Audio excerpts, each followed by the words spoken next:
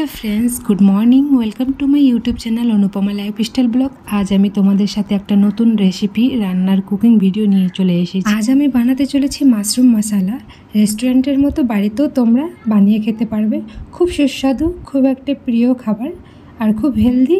চলো ঝটপট বানিয়ে ফেলি। মার্কেটে যে প্যাকেজিং করা মাশরুম পাওয়া যায় সেটাই আমি এক প্যাকেট নিয়েছি।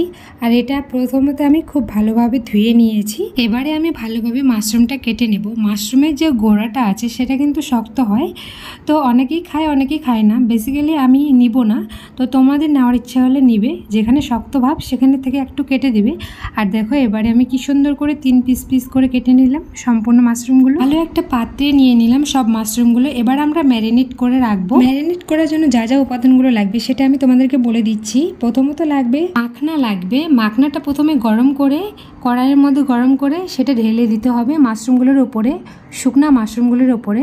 তো আমি তেল দিয়েছি, 1/2 চামচ লবণ, হলুদ, কাশ্মীরি লঙ্কার গুঁড়ো, গরম মশলার গুঁড়ো, সব উপাদানগুলো ভালো করে মেখে নেব। গ্যাসটা অন করে কড়াইটা বসিয়ে দিয়েছি। কড়াইটা কিছুটা গরম হয়ে গেলে ওর মধ্যে দিয়েছি তেল, পরিমাণ মতো তেল। তেলটা গরম হয়ে গেলে কুচানো পেঁয়াজগুলো দিয়েছি। ভালো করে পেঁয়াজগুলো ফ্রাই করে নিয়েছি হালকা লাল লাল করে 2 থেকে 3 মিনিটের মতো। তারপরে কুচানো কাঁচা লঙ্কাগুলো দিয়েছি, সেগুলোও ভালো করে 2-3 মিনিটের মতো ফ্রাই করে নিলাম। এবারে দেবো আমি আদা রসুনের পেস্ট 2 চামচের মতো। আদা রসুনের জন্য কাঁচা গন্ধ ভাবটা না থাকে তার জন্য আমরা ভালো করে ফ্রাই করে নিব। তারপরে দিয়েছি 1/2 টিস্পুনের মতো হলুদ গুঁড়ো, 1/2 টিস্পুনের মতো কাশ্মীরি লঙ্কার গুঁড়ো। আবারও সব উপাদানগুলো ভালো করে কষে নেব। তারপরে দিব আমরা টমেটো পেস্ট।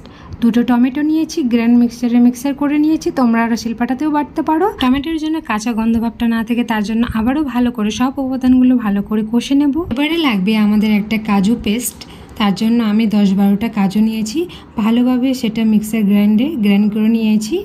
আর এখন আমরা সেটা দিয়ে দেব কষানো মশলাটার উপরে। এটা দেওয়ার পর আবারও 2-3 মিনিটের পর খুব সুন্দর করে কষে নেব। আর নাড়তেই থাকবো যেন কড়াইয়ের নিচে যেন না লেগে যায়।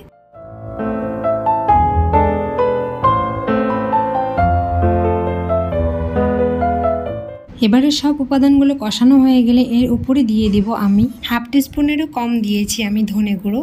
এবারে দেব আমি গোলমরিচের গুঁড়ো, 1/2 টিস্পুনের মতো গোলমরিচের গুঁড়ো।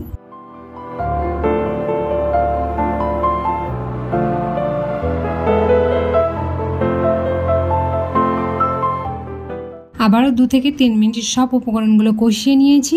এই যে আমার কষানো হয়ে গেছে, মশলা থেকে তেল বের হয়ে গেছে, তেল ছেড়েছে। এবার আমি আমার পরিমাণ মতো করে জল দিয়ে দিয়েছি। তোমরা তোমাদের পরিমাণ মতো করে জল দেবে। যেহেতু এটা মাশরুম মশলা করছি, তো সেই পরিমাণে আমরা জলটা দেবো। জল বেশি পরিমাণে দেব না। তো জলটা কিছুক্ষণ ফুটিয়ে নিলে তারপরে দেব আমরা ম্যারিনেট করে যে প্রথমে আমরা মাশরুমগুলো রেখেছিলাম সেগুলো দিয়ে দেব। দেখো আমি যে ম্যারিনেট করে রেখেছিলাম সেখান থেকে জল ছেড়েছে, আর সেই জলটা দিয়ে দেব। তারপরে আমরা গ্যাসটা লো ফ্লেমে রেখে সব উপকরণগুলো ভালো করে মাখামাখা করে নিয়ে 5 থেকে 6 মিনিটের মতো ঢেকে দিয়ে কুকিং করে নেব ভালো করে, যেন সিদ্ধ হয়ে যায়।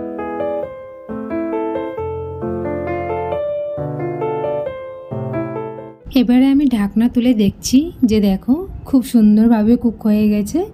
আর আমরা বেশি কুক করব না, তাহলে ওভার কুক হয়ে যাবে। এবারে দিয়েছি আমি কাসুরি মেথি, ধনে পাতাও দেওয়া যাবে। তো আমার কাছে ধনে পাতা নেই তাই আমি কাসুরি মেথিটা দিয়েছি। তো কাসুরি মেথিও তোমরা দেবে, তার বেশি টেস্টি আসে ধনে পাতাটা দিলেও। আর লবণটা পরিমাণ মতো দিয়ে দিও। আবারও কাসুরি মেথিটা দেওয়ার পর 1 থেকে 2 মিনিট ভালো করে ফুটিয়ে নেব।